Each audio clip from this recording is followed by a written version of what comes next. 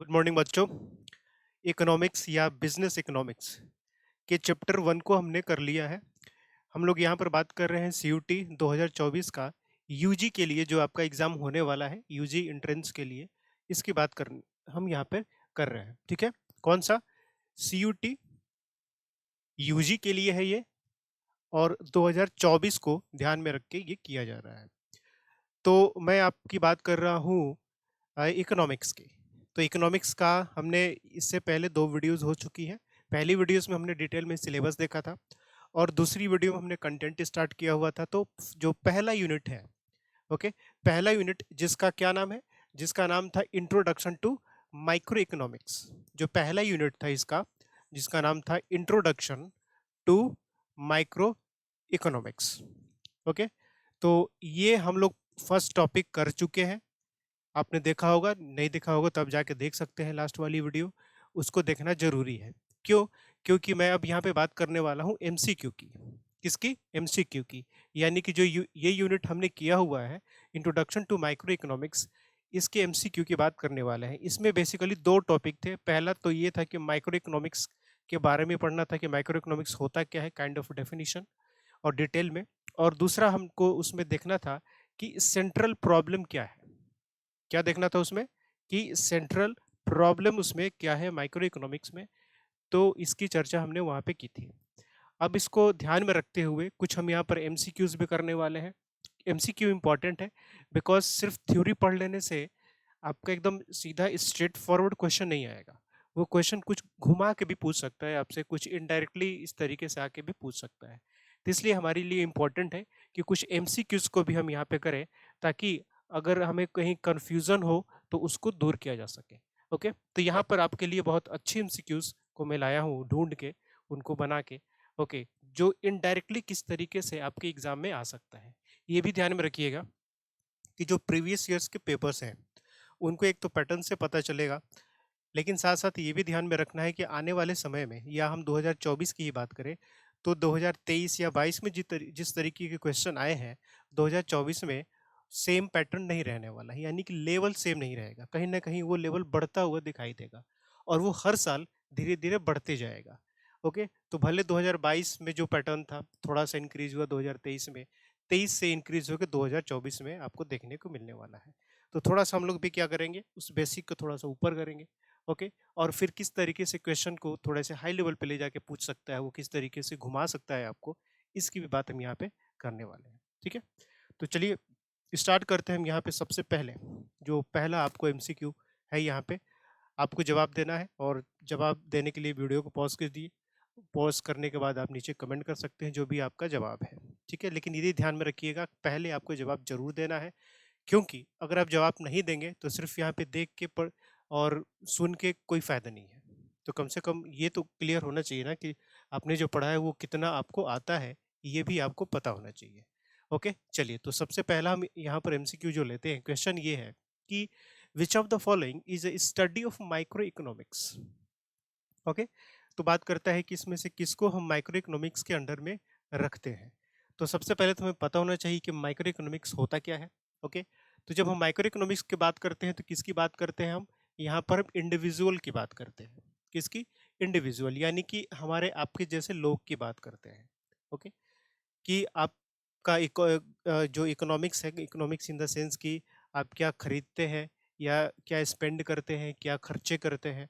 Okay, वो किस तरीके से करते हैं, किस तरीके से आप डिसीजन लेते हैं कि कौन सी चीज़ कितनी खरीदनी है या कौन सी चीज़ नहीं खरीदनी है। तो ये सब क्या है? इंडिविजुअल, यानी कि ये मुझसे जुड़ा है, ये आपसे जुड़ा है।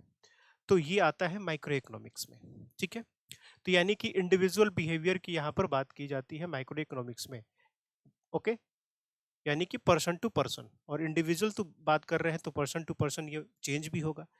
मैं क्या सोचता हूँ और मैं क्या खरीदता हूँ, ये टोटली डिफरेंट हो सकता है आपकी सोच से।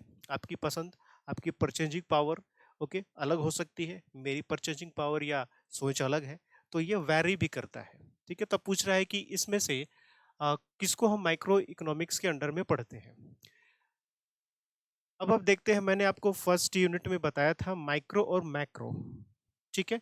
माइक्रो के अलावे मैंने आपको मैक्रो भी बताया था, जो कि एक ब्रॉड कॉन्सेप्ट होता है, जो कंट्री के लेवल पे, कंट्री यानी कि नेशन के लेवल पे कंसीडर किया जाता है। ओके, और माइक्रो जो होता है वो इंडिविजुअल के लेवल पे। अब बात कर रहे हैं नेशनल इनकम की, तो इंडिविजुअल इनकम तो नहीं हुआ, ये पूरे देश की इनकम की बात कर रहा है जो कि मैक्रो में आएगा, माइक्रो में नहीं आएगा। सॉफ्टवेयर इंडस्ट्री की बात कर रहा है, तो सॉफ्टवेयर इंडस्ट्री क्या है, एक अपने आप एक बहुत बड़ी इंडस्ट्री है जिसको डील करता है। तो जो पूरे इंडस्ट्री को हम पढ़ेंगे तो वो नेशन के लेवल पे ही तो हुआ, हमारे इंडिविजुअल के लेवल पर नहीं हुआ ना। तो फिर आपको इसमें सॉफ्टवेयर इंडस्ट्री भी आपको देखने को नहीं मिलेगी। अब एक बचता है एग्रीगेट कंजम्पशन। ठीक, एग्रीगेट कंजम्पशन का मतलब नेट कंजम्पशन की बात कर रहा है, और कंजम्पशन ये नेशनल लेवल की बात कर रहा है। किसकी बात कर रहा है ये? नेशनल लेवल की बात कर रहा है कि पूरे नेशनल लेवल पे एग्रीगेट कंजम्पशन आप बताइए। तो ये भी क्या होगा, यहाँ पे गलत हो जाएगा आपका, क्या होगा? डी, नन, यानी कि इसमें से कोई भी नहीं। तो ये क्या है? ये सीधा क्वेश्चन नहीं है, ये इनडायरेक्ट है। कैसे जाएगा? डेफिनेशन के थ्रू जाएगा। डेफिनेशन से समझना है कि कौन सी इंडिविजुअल लेवल पे है और कौन से नेशनल लेवल पे है। अगर ये सिर्फ बात करता कंज्यूमर बिहेवियर की या कंज्यूमर के कंजम्पशन की तो ये सही हो जाता है, लेकिन ये एग्रीगेट की बात कर रहा है। किसकी बात कर रहा है? ये एग्रीगेट की बात कर रहा है, तो फिर ये नहीं आएगा। ओके, क्योंकि वो फिर नेशनल लेवल की बात कर रहा है, यानी कि पूरे को सम कर रहा है वो नेशनल लेवल पे। ओके, तो फिर उसमें वो नहीं आएगा। नेक्स्ट क्वेश्चन की बात करते हैं कि in a capitalist economy, in a capitalist economy economic problem are solved through. तो कैपिटलिस्ट इकोनॉमी आपको पता है, हमने ये भी बात की थी कि गवर्नमेंट, कल यानी कि लास्ट वाला जो यूनिट का हमारा वीडियो था ना, ये क्लास था, उसमें हमने बात की थी कि सरकार जो जो ये डिसीजन लिए जाते हैं ना, वो डिसीजन दो लोग लेते हैं, या तो सरकार लेती है या फिर मार्केट लेती है। हमने बात की थी ना, हमने तीन प्रॉब्लम्स की बात की थी वहां पे। ओके, तीन प्रॉब्लम की बात क्या की थी हमने, कि एक तो क्या हमें प्रोडक्शन करना है, क्या यानी कि व्हाट, किस चीज का प्रोडक्शन करना है और कितना करना है, यानी कि हाउ मच। ओके, दूसरी चीज हमने बात क्या की थी कि कैसे करना है, हाउ, वो प्रोडक्शन कैसे होगा, इसकी बात। और तीसरी बात की डिस्ट्रीब्यूशन हमें कैसे करना है। तो यानी कि किसको कितना देना है, यानी कि जो भी हम गुड्स एंड सर्विसेज पैदा कर रहे हैं, बना रहे हैं, ये किसको कितना देना है। ओके, अब जैसे मैंने एग्जांपल भी लिया था कि चावल का, कि मैं जितनी चावल खाता हूँ या खा सकता हूँ वो मेरी अपनी नीड है, लेकिन जरूरी नहीं है कि आप भी उतनी ही चावल खाएं। तो आपके लिए वो डिमांड क्या हो सकती है, अलग हो सकती है। तो किसको कितना मिलना चाहिए। ओके, तो ये सब डिसाइड कौन करेगा? ये डिसाइड करने का काम दो लोग करते हैं, या तो सरकार करती है, ठीक, या फिर मार्केट करता है, या फिर मार्केट करता है। और जब ये मार्केट डिसाइड करता है ना, ओके, जिस भी इकोनॉमी में, उसको हम कैपिटलिस्ट इकोनॉमी कहते हैं, जिसको हिंदी में पूंजीवाद कहा जाता है। ठीक है, क्या कहा जाता है? पूंजीवाद। तो कैपिटलिस्ट का इनडायरेक्टली मतलब क्या हो गया? ये मार्केट की बात कर रहा है, ये किसकी बात नहीं कर रहा है? ये सरकार की बात नहीं कर रहा है। ठीक है, देखिए इनडायरेक्ट क्वेश्चन पूछा जा रहा है ये, और कोई ये बड़ी चीज नहीं है, ये बहुत छोटी सी चीज है और आराम से इसको आप कर सकते हैं। लेकिन इस तरीके से ही पूछा जाएगा आपसे, डायरेक्ट वो नहीं पूछा कि बताओ कि भाई कैपिटलिस्ट इकोनॉमी क्या होती है और माइक्रो इकोनॉमिक्स क्या होता है। वो इस तरीके से आएगा, समझ रहे हैं ना। चलिए, तो कह रहा है कि कैपिटलिस्ट इकोनॉमी में जो इकोनॉमिक प्रॉब्लम्स हैं, यानी कि ये जो प्रॉब्लम्स हैं वो कैसे सॉल्व होते हैं। सेंट्रल अथॉरिटी होगा क्या? नहीं, हमने पढ़ा था ना कि गवर्नमेंट वाले में डिसीजन में आपको गवर्नमेंट लेती है, तो सेंट्रल अथॉरिटी का मतलब क्या हुआ? गवर्नमेंट ही हुआ, यानी कि ये नहीं होगा कैपिटलिस्ट में या मार्केट में। प्लानिंग कमीशन सरकार के अंडर में ही आती है, तो बिल्कुल वो भी नहीं होगा। ओके, उसके अलावा गवर्नमेंट तो सीधा यहाँ पे लिखा हुआ है नहीं होगा, तो सिर्फ बचा आपका क्या? Price mechanism. तो यही होता है जो मार्केट के थ्रू होता है, यानी कि मैंने आपको ये भी बताया था, डिमांड, सप्लाई एंड प्राइस, इन तीनों के ये बीच में कोरिलेशन भी मैंने आपको बताया था। तो प्राइसेस वैरी करती हैं according to demand and supply. अगर मार्केट में डिमांड ज़्यादा है, सप्लाई कम है, तो प्राइसेस क्या हो जाएंगी? ज़्यादा हो जाएंगी। अगर डिमांड कम है मार्केट में और सप्लाई ज़्यादा है, तो उस केस में प्राइसेस क्या हो जाएंगी? कम हो जाएंगी। तो कहीं ना कहीं ये प्राइस डिमांड और सप्लाई पर डिपेंड कर रहा है, और डिमांड और सप्लाई का मतलब लोगों को क्या ज़रूरत है उसके अकॉर्डिंग आपको होता है। ठीक है, तो ये क्या होगा? ऑप्शन 3 आपको देखने को मिलेगा, प्राइस मैकेनिज्म, जो कि मार्केट या कैपिटलिस्ट इकोनॉमी के द्वारा डिसाइड किया जाता है। ओके, चलिए नेक्स्ट क्वेश्चन की हम बात करते हैं। In a planned economy, economic problems are solve through which of the following. Planned economy का मतलब क्या होता है? प्लान्ड का मतलब आप लिटरली समझिए, प्लान्ड का मतलब ये होता है कि कोई चीज़ की प्लानिंग की गई है। तो सरकार जब बजट बनाती है तो उसमें कुछ प्लान्ड खर्चे होते हैं, कुछ अनप्लान्ड होते हैं। अब यहाँ पर एक चीज़ मैं आपको बताऊँ, जब मैंने आपको फर्स्ट क्लास लिया था इकोनॉमी का, जिसमें मैंने सिलेबस की बात की थी, उस सिलेबस में एक टॉपिक भी था प्लान्ड एंड अनप्लान्ड या नॉन प्लान्ड बजट के बारे में। वहाँ पर बात की गई थी, तो मैंने आपको एक थोड़ा सा आइडिया दिया था कि प्लान्ड किसे कहते हैं। प्लान्ड खर्चे का या फिर रेवेन्यू का मतलब ये हो गया कि सरकार ने वो प्लान करके रखा है कि मुझे इस पे इतना पैसा लगाना है, वो पहले से प्लानिंग है।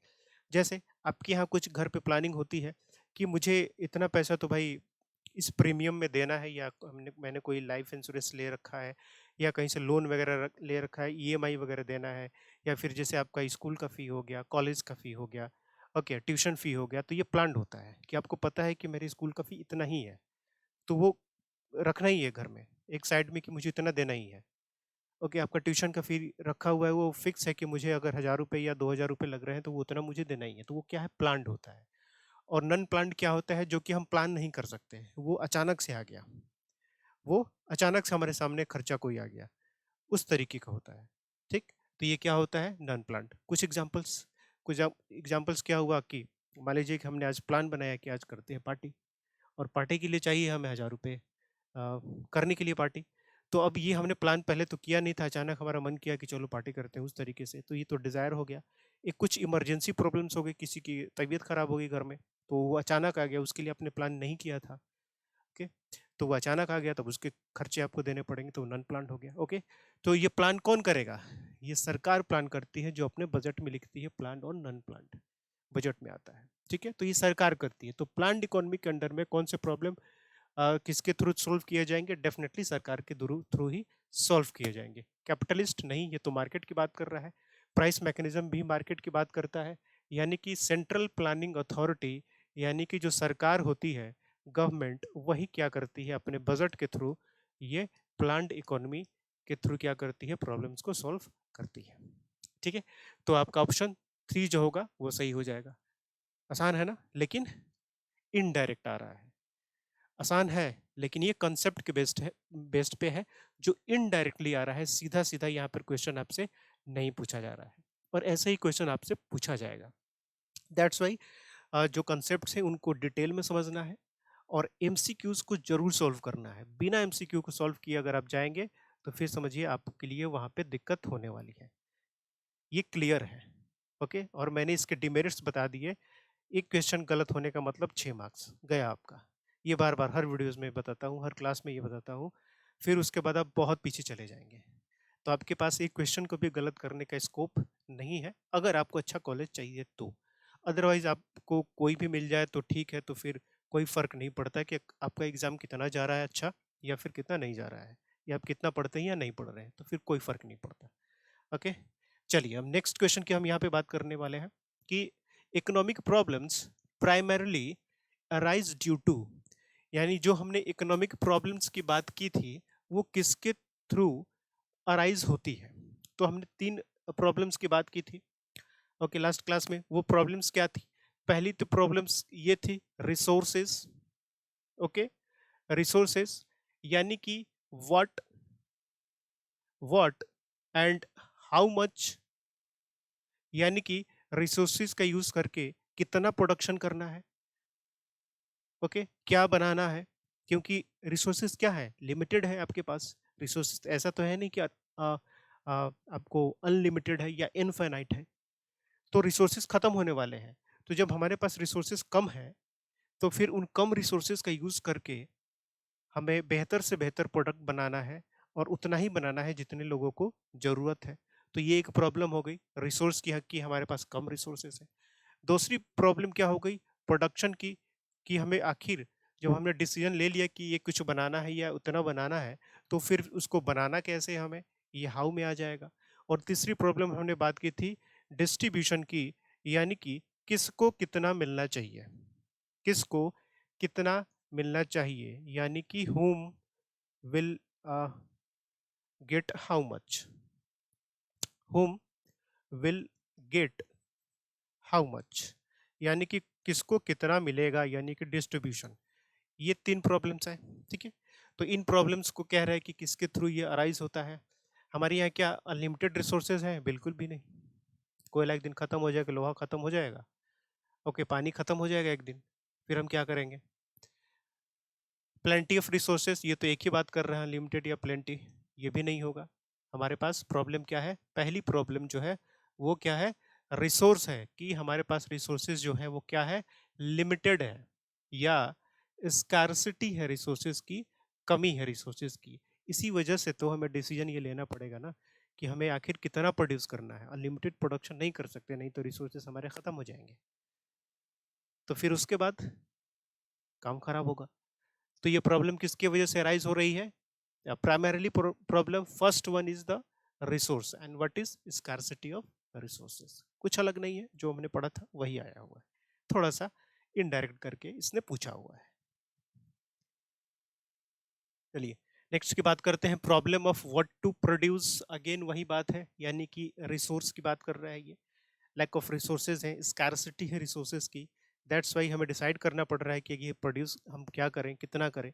ओके, तो problem of what to produce is related to what? Again the same thing is scarcity of resources की बात कर रहा है। हमने वहां पे देखा था ना, कहाँ गया? ये प्रॉब्लम ऑफ रिसोर्सेज यानी लिमिटेड रिसोर्सेज है, तो what to produce and how much, कितना करना पड़ेगा, वही चीज वहां पे लिखी गई है। ओके, तो what to produce is related to scarcity of resources, ये क्लियर है यहाँ पे। चलिए नाउ इसके बाद नेक्स्ट हम क्वेश्चन की बात करने वाले हैं, विच of the following is an assumption of production a possibility frontier. Okay, production possibility frontier. हमने एक कंसेप्ट की चर्चा की थी, प्रोडक्शन पॉसिबिलिटी सेट, ठीक है। हमने देखा था एक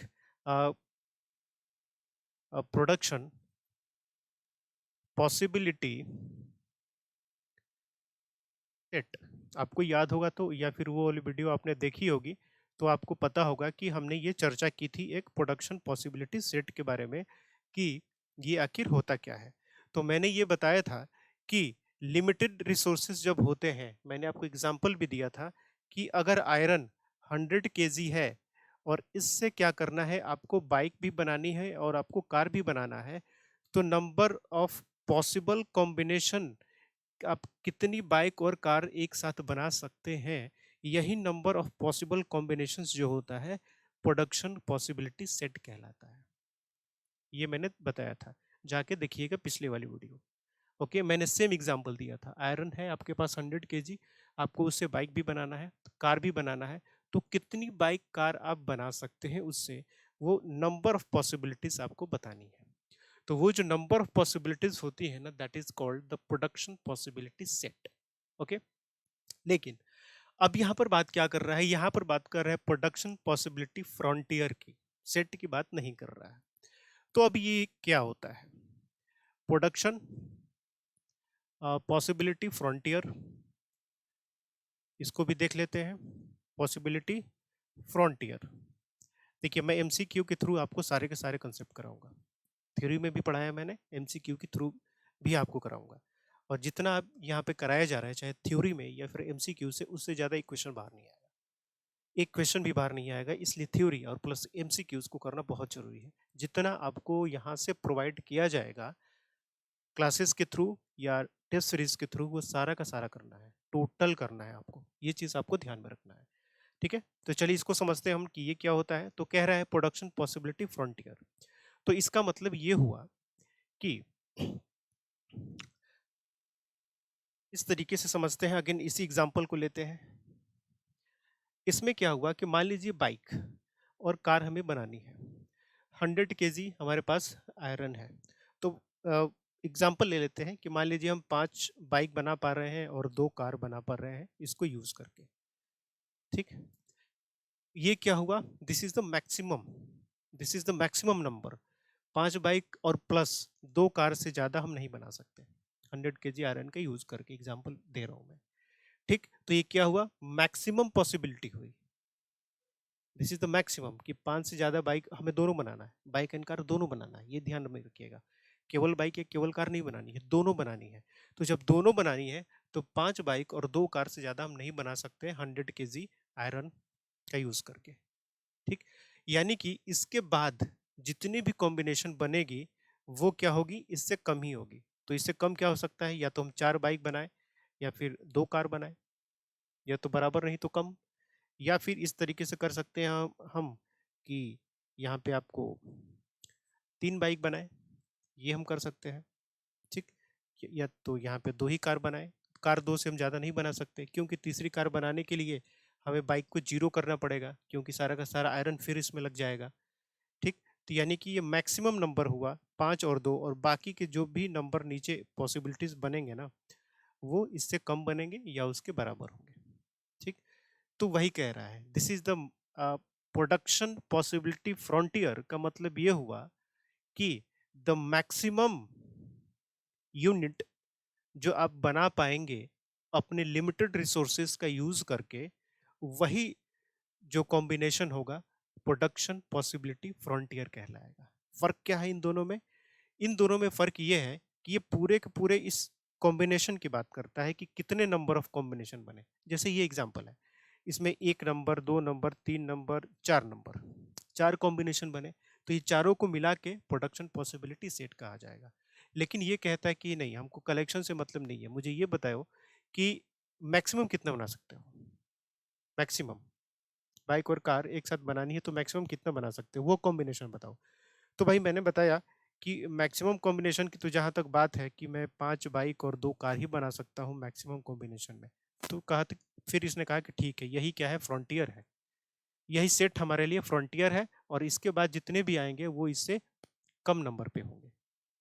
गुड, चलिए अब यहाँ पे बात क्या करता है कि क्या है भाई production possibility frontier. Resources are not fully employed, may be possible. Okay, इसके अलावा रिसोर्सेज उसके बाद resources are not equally efficient for production of the two goods.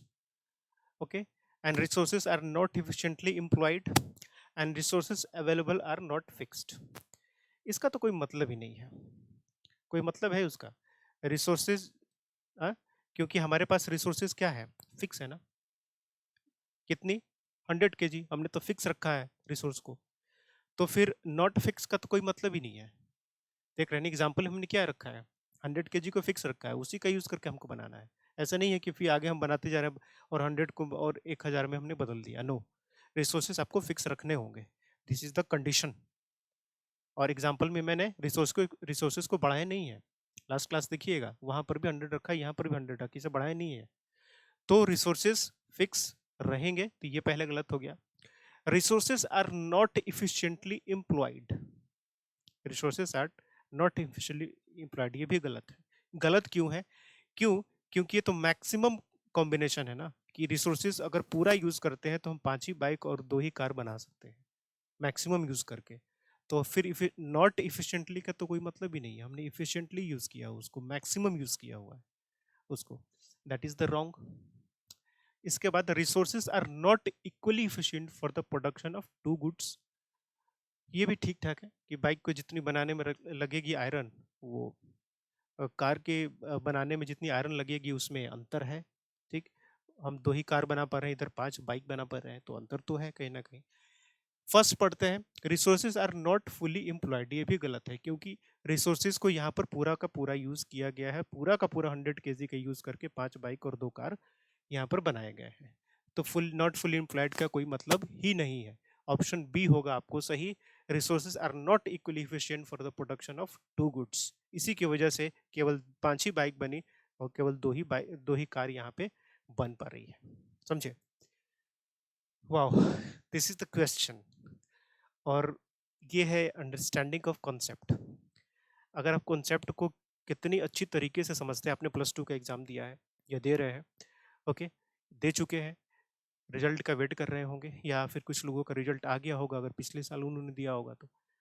लेकिन क्या 12th में इस तरह क्वेश्चन पूछे जाते हैं, एक एक बार थोड़ा सा गौर कीजिएगा, क्वेश्चंस को देखिएगा, कितना अच्छा अच्छा क्वेश्चन है, कितनी इनडायरेक्टली तरीके से ये पूछा गया है। इन्होंने सीधा आपको उठा के ये नहीं पूछ दिया कि बताओ इसका डेफिनेशन क्या होता है। उन्होंने उसका किसका क्या पूछा, इन्होंने इसका एप्लीकेशन पूछ दिया कि बताओ भाई ये है कंडीशन और ये एप्लीकेशन बताओ, और 4 तरीके का ऑप्शन, खत्म। ऐसे होता है एमसीक्यू सॉल्व, और क्वेश्चंस 2024 में ऐसे ही आने वाले हैं और आने वाले समय में, ये चीज आपको ध्यान में रखना है। नेक्स्ट की बात करते हैं हम लोग कि every society has to decide on how much of which of the resource to use in the production of each of the different goods and services। ठीक है, यानी कि डिफरेंट गुड्स एंड सर्विसेज बनाने के लिए कह रहा है कि जो रिसोर्सेस यूज करेंगे, विच ऑफ द रिसोर्स की हाउ मच की बात कर रहे हैं, कितनी, how much of which of the resource, keyword को ध्यान में रखिएगा, हाउ मच की बात कर रहा है। तो हाउ मच वाले में क्या आता था हमारा, अगेन ध्यान में रखिए, जब हम प्रॉब्लम्स की बात कर रहे थे तो एक जगह हमने बात की थी रिसोर्सेज, ओके, और उसमें हमने बात की थी कि क्या प्रोड्यूस करना है और और कितना प्रोड्यूस करना है, हाउ मच, इस रिसोर्सेज का यूज करके।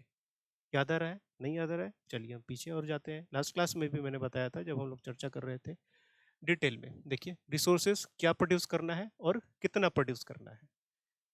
ठीक, वही चीज एकदम कीवर्ड को ध्यान में रखिए, कीवर्ड उठा के पूछ दिया गया है यहाँ पे, how much of which of the resources to use in the production. तो हाउ मच का मतलब क्या हुआ, व्हाट टू प्रोड्यूस, हमें प्रोड्यूस करना क्या है, वो किस में आएगा, व्हाट टू प्रोड्यूस वाले में आएगा, हाउ मच वाला आएगा ना, what to produce, okay, and how much, तो ये एक साथ आएंगे, that is the answer. How to produce ये तो दूसरे में आ जाएगा ना, ये तो प्रोडक्शन वाले में आ जाएगा कि हमें किस तरीके से प्रोड्यूस करना है, हाउ, तो ये दूसरे में आ जाएगा, और ये तो इसकी बात कर रहा है हाउ मच की, ओके, तो ये भी नहीं होगा।